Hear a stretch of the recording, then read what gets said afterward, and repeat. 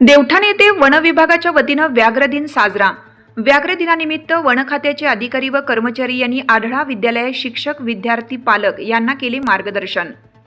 देवठाण ग्रामस्थांनी व आढळा विद्यालयातील विद्यार्थ्यांनी वाघ व बिबटे यांच्यापासून स्वतःचे संरक्षण कसे करावे याची प्रात्यक्षिक करून दाखवण्यात आली। व्हिडिओ चित्रफितद्वारे जनतेला समजावून सांगितले। बिबट्या संदर्भात असलेली जनतेची मत स्पष्टपणे मांडली व त्यावर उपाय सांगण्यात आले। या प्रसंगी वन विभागाचे विवेक दातीर व दुर्गादास पाटील यांनी सखोल मार्गदर्शन केलं।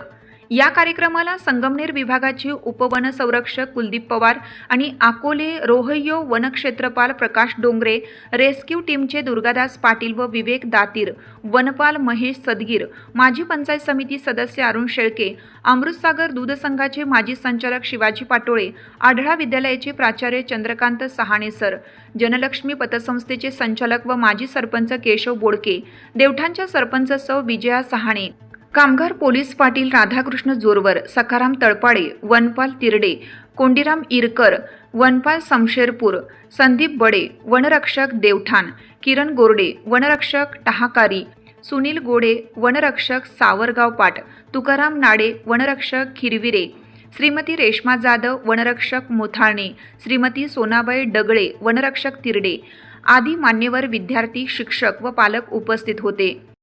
उच्च माध्यमिक विद्यालय देवठाण या ठिकाणी उच्च माध्यमिक विद्यालय देवठाण या ठिकाणी बिबट समस्या व उपाययोजना याबद्दल एक कार्यक्रम आयोजित केला होता महाराष्ट्र वन विभागातर्फे। आणि याच्यामध्ये आपले विवेक दातीर व आमचे रेस्क्यूचे वनरक्षक पाटील यांनी विद्यार्थ्यांना मार्गदर्शन केले।